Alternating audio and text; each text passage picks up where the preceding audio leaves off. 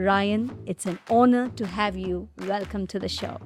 The honor is mine. Thank you so much. So, you have been an Army captain? When I finished high school, I went straight into the Royal Military College and graduated that as a lieutenant. Stuck around in the military till I was a captain and used to specialize in throwing personnel and logistics out of aircraft. Okay, so how did you end up in arm wrestling? I've always loved arm wrestling. Since I was a child, I grew up arm wrestling. So, Ryan, coming from Australia, and now you see the life of India, the wrestlers of India, how the training is going. The difference is huge. The support is very less. What do you think about it? Yeah, look, politically within the sport, it varies from country to country. I know that there are probably about 30% of arm wrestling nations are supported by their government, and if you're in one of those nations, to be a national champion means you're on a salary. To win a world title means you get a huge bonus, and there's a lot of incentives and financial backing. India's not there yet, Australia's not there yet. Monetary support where you can be a full-time arm wrestler is still a challenge. I think it's still away from there, as are most. If a newcomer wants to get into arm wrestling, what are the 3 things that you would like to advise them?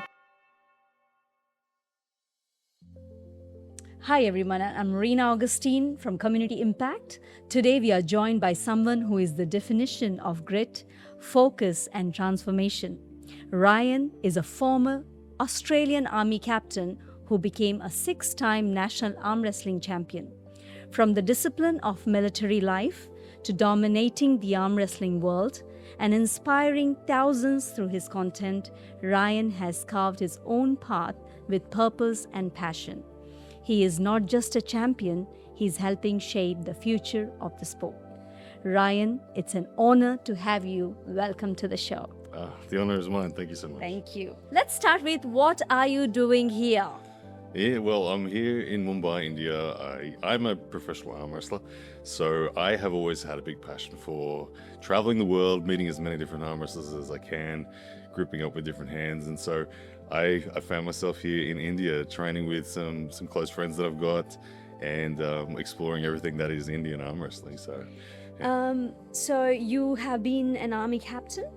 Yes, when I finished high school, I went straight into the Royal Military College and graduated that as a lieutenant. Stuck around in the military till I was a captain and used to specialize in throwing throwing personnel and logistics out of aircraft. So did that for a while, and then realized that the career progression probably wasn't what I was after, but ultimately always wanted to chase the dream of being a sports person, so kind of started taking steps towards pursuing that. I honestly didn't know it was going to be arm wrestling would be where I'd end up, but here we are. Okay, so how did you end up in arm wrestling?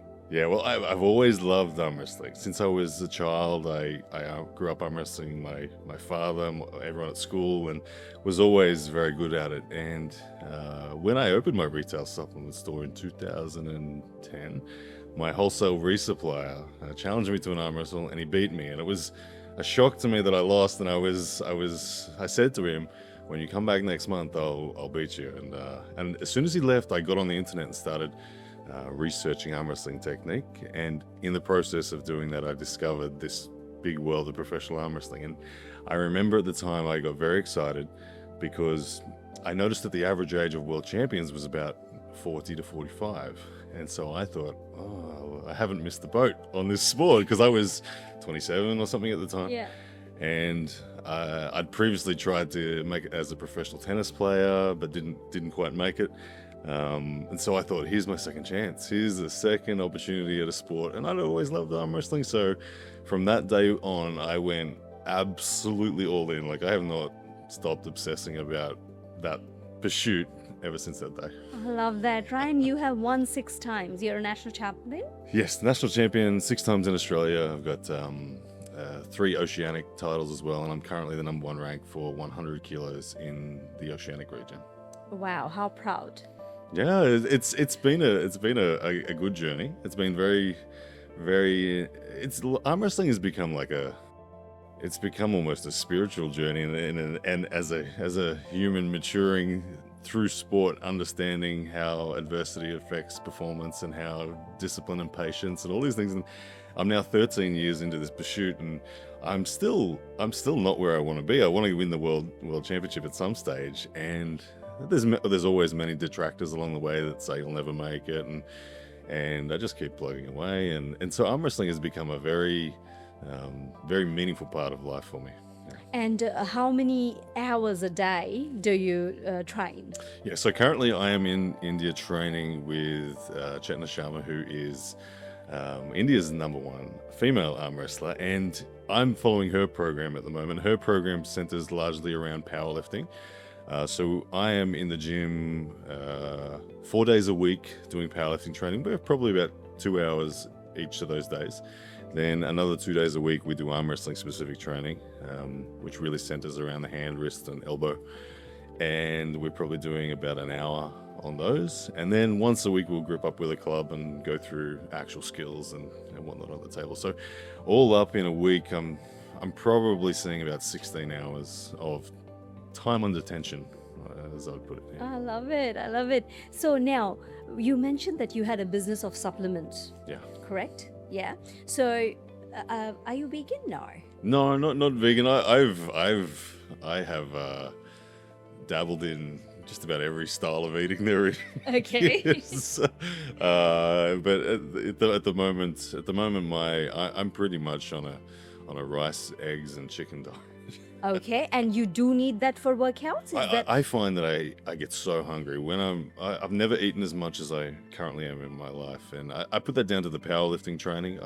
It's got a lot of compound lifting, so squats, deadlift, and bench press is new to me. I've always been an arm wrestler where I train just hand and wrist, and so I never used to have a huge appetite. But now that I'm training my entire body a lot more, my energy demand is really high, and I'm eating.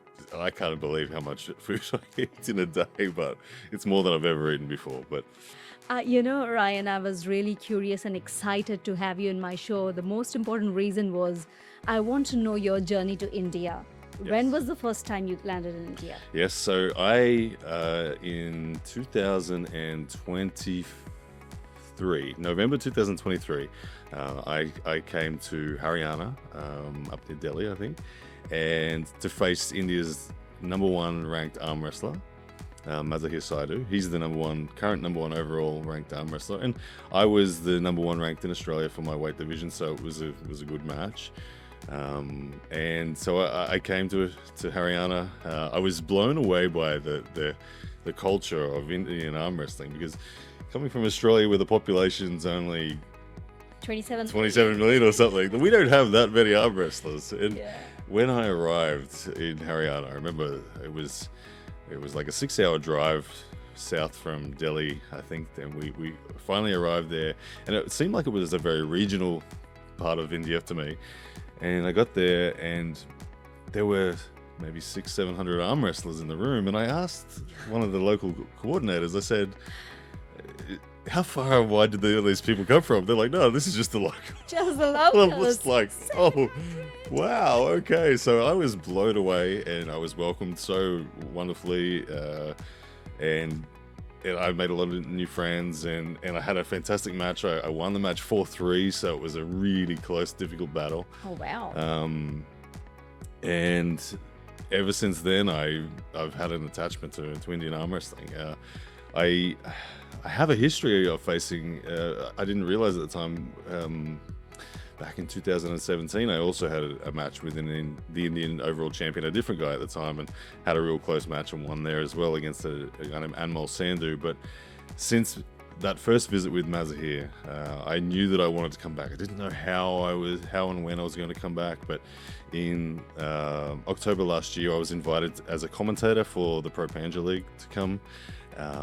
The event ended up being postponed, and I think it'll be on later this year, but part of my role in arm wrestling has been commentary as well. I commentate for East vs West Productions, and yes, so last year was invited to come and commentate Pro Panja. When the event fell over, I ended up saying, well, I'm going to come anyway, because I love coming to India for arm wrestling, and I once again, this time I came to Mumbai and helped a few athletes prepare for Asian Cup, which was on in November. So I had a month last year in Mumbai where I trained and met another couple hundred arm wrestlers, and yeah, so I have a soft spot for Indian arm wrestling because I see a lot of parallels with the level that India is at and the level that Australia is at. I've been arm wrestling 13 years, and I've been kind of at the pointy end of Australian arm wrestling for most of that time, and Australia hasn't got a world champion yet, and nor does India.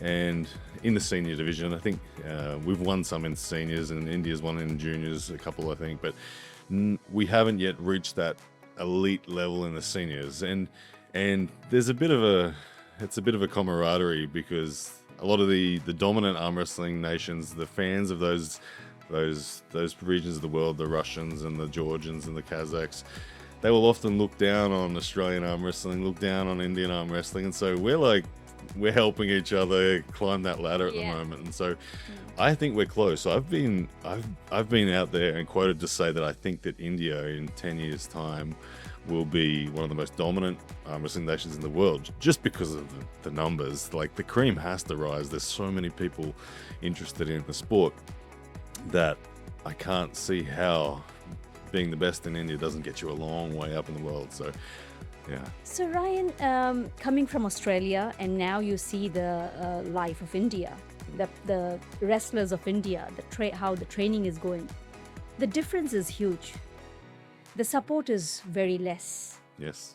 What do you think about it? Yeah, look, politically within the sport, it varies from country to country. I know that there are probably about 30% of arm wrestling nations are supported by their government, and if you're in one of those nations, to be a national champion means you're on a salary. To win a world title means you get a huge bonus, and there's a lot of incentives and financial backing. India's not there yet. Australia's not there yet. But countries like USA are not there either. And countries like USA have commercial opportunity. And I know through entities like Pro Panja, Indian athletes are getting that opportunity to become famous through Pro Panja League. I think they had, for their season 1, they broadcast live to 43 million people or something. So you walk down the street as a Pro Panja athlete, you're recognized, which is a good thing, but converting that through to monetary support where you can be a full-time arm wrestler is still a challenge. I think it's still away from there, as are most arm wrestling nations, because the sport itself is still a little bit obscure to the average person. It's not as obscure as it was 10 years ago. When I would tell someone I arm wrestled 10 years ago, they would laugh and think, what? That's not anything. When now they say, oh yeah, I know arm wrestling. So it's being recognized. Yeah. And I think that more and more arm wrestlers globally are getting the opportunity to call it a career. There's no doubt now that the money in the sport is growing significantly. And I think that the top Indian athletes, in addition to Pro Panja League, are getting good traction in their social medias now, and that all starts to convert to a career. So I think that although there's not government support here in India yet, there's still a pathway to making it a full-time career. I'm blessed that I have had arm wrestling be a full-time career and paying the bills for me since 2018. Oh wow, So- Ryan, it's news for me. So it's been like 7 years, and you. Yeah, that's all I do is arm wrestle. But I would say, look, the bulk of the income for me has come through social media. So YouTube, Facebook are my two best earners in that respect. But then events pay me to commentate, events pay me to compete. And I would much prefer to earn as much as I earn arm wrestling than I could earn more in a job in logistics or something, for sure. But that would be terribly unsatisfying compared to getting to travel the world, meet people, arm wrestle, and chase my dream of becoming a world champion. Isn't this amazing that we come from Australia, where you actually can follow your dreams and make it happen? Yeah, it is. It's not a It is. basic It's all cliche, but it's so true that this is a dream come true for me. It was a childhood dream to be a professional sports person, and it turned out to be in the sport of arm wrestling of all things. I never would have guessed, and I never would have guessed I'd find myself living in India for a period of time either. But like I said, I've been welcomed so much by the Indian arm wrestling crew, and I I don't know, because there's so many of them. When I get to a club, they treat me like a superstar, which is for me Darling, very, you are very. a superstar, aren't you? You've Well, won no, 6 no. times. Well, to me, it's like in Australia, certainly no one fusses over me coming to a club, but in India, it's amazing. There's so many young athletes that are really enthusiastic, and I actually got the opportunity to go to one of the arm wrestling of Pro Panja yeah, in November when Phil was here, invited us, and yes. I saw the athletes, the Indian athletes, the women, and that's where I met Chetna. yeah, And that's where I asked her to come on my podcast. And the reason I wanted to know is how does it work here? Who is the support? The financial support, the family support is so important. Yeah. And she mentioned that yes, apart from any support, is the family support. yeah. Yeah. It really is. It has to be like that at first, because unfortunately, it's not a paying sport until you're at the very pointy end, or unless you've got a social media following. So for the very most part, you do have to be able to have the family support to get your time off from work or family commitments, and travel and prove yourself. And like in anything, you have to be committed for at least sort of 3 to 5 years plus to be able to get to the top. Unless you're super genetically gifted, it's going to take a good time. Take time. Yeah. So Ryan, you had to work out, you had to do a diet, everything like from day one, or how did your journey start? Training has always been the easy part for me. Diet has been the lagging part for me, I would say. But as I'm getting closer to the end state, I'm starting to realize how much everything has to be right, and so the discipline in the food is improved a lot. But yes, how are you finding the food here? oh well, thankfully I'm guided. Like if I was just doing it myself, You're gone. I would be struggling. I would be struggling. Yes, but no, I quite enjoy the food here, and I'm not good with spicy food though. So understandable. thankfully, I've managed to navigate to some mild options. Okay, example. But We would love to hear that. Some boiled chicken and dal, and some sabji, and some fried okra or something like that is really delicious. Nice. So Very I'm really into fried okra. I can't get enough of that. I love that. I love okra. Okra is my favorite vegetable. So 180 days in India, you've already burnt out some of the days now. When you said that when you come to India, you're considered as if like a VIP to be here, why do you think that is? What do you think must be the reason? I think is it the it's- population, or I think it's is it because you're different, or it's probably a combination of everything, Yeah. I guess. But the sheer numbers help for sure. When I know what it was like for me when I was new in arm wrestling, to meet someone that was where you want to end up was a big thing. So arm wrestling has always globally been very welcoming. Unlike any other sport, I remember like in 2018, I went to the USA to help promote an event, and I, out of the blue, got to stay at John Brzezink's home. John Brzezinski is the greatest arm wrestler of all time, the Michael Jordan of our sport, the Roger Federer, however you want to see it. And he didn't even know me, and he welcomed me into his home. And for me, I'm like, what?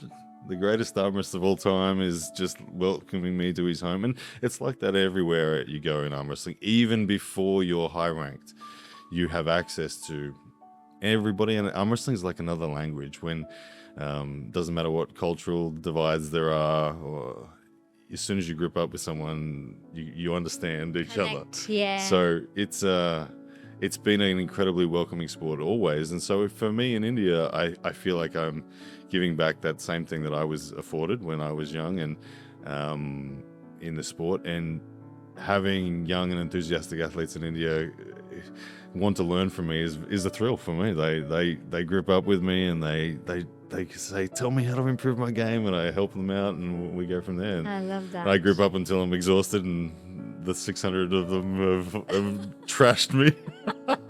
But a little exaggeration for how many I arm wrestle, but everyone's always very lovely and very keen to grip up. And there's a lot of talent in India as well. Like I said, there's some very enthusiastic people that are knocking on the door of the world elite level. They're close. I feel like 3 to 5 years and you'll see an Indian world title, I think.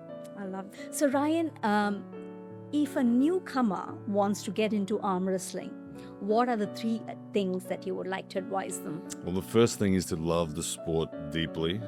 From loving the sport comes that obsession. And I'm someone that will give you kind of the advice on how to get to the top level. If you want to just be social, that's just go and join a club and enjoy the sport. But if you want to make it something, you need to love the sport. You need to love the sport, and you need to never stop. Patience is so important. I've been 13 years and I only feel like I'm now starting to arrive at the world level.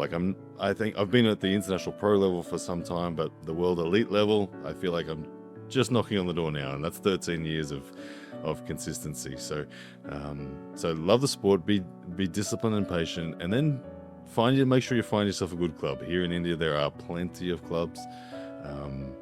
Learn from the senior people within the sport, and it will happen. It's one of those sports where you can train in your home. You don't need a fancy gym. You can literally make up your own equipment at home with just basic equipment, ropes and pulleys. So it's one of the most accessible sports you'll ever find in the world. So love the sport, be disciplined, and find a good gym. I love that. So love the sport, patience and discipline. Yes. And of course, you have to have a good club. Yeah, find a good club. A very good But there's plenty of them around here. So. Awesome. Fantastic. What a pleasure having you here, Ryan. Thank you so much for your time. Thank you so much. Thank you. Thank you.